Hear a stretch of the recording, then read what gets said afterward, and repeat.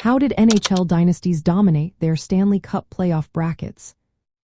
When we think about the National Hockey League, certain teams stand out as dynasties. These teams did not just win, they dominated their playoff brackets. So, what made them so successful? Let's break it down. First, these dynasties had consistent high-level talent. Take the Montreal Canadiens in the 1950s and 1970s, for example. They had star players like Maurice, Rocket, Richard. This team won 5 consecutive Stanley Cups from 1956 to 1960.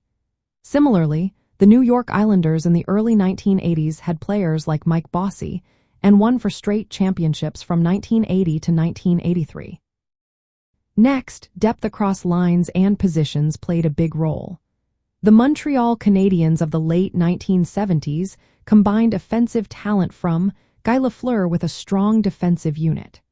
This balance allowed them to excel in both scoring and defense during playoff series. Another key factor was their dominance in playoff series.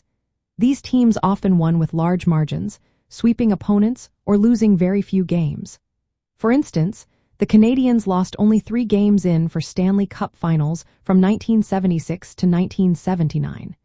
The Islanders also lost just 3 games across there for consecutive finals appearances. This level of control over their playoff brackets was impressive. Strong goaltending was also critical. Elite goaltenders like Patrick Roy for the Canadiens in the 1980s were essential to their success. Roy earned multiple Conn Smythe trophies as the playoff most valuable player. Other dynasties had goaltenders who consistently shut down opposing offenses in high-pressure situations. Adaptability and coaching made a difference too. Successful teams adjusted their strategies based on their opponents and playoff conditions.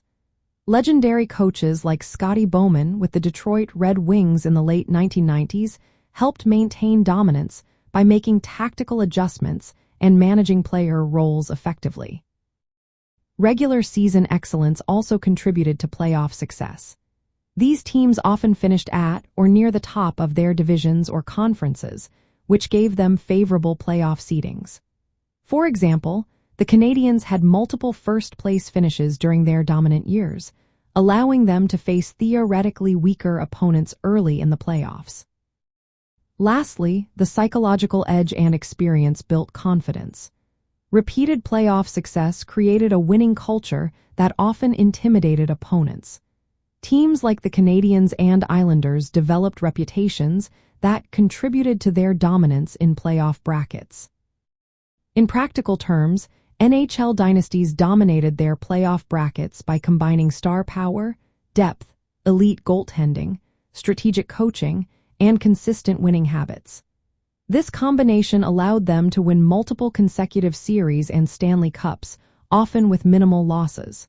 Their legacy in the league's history is a testament to their remarkable achievements.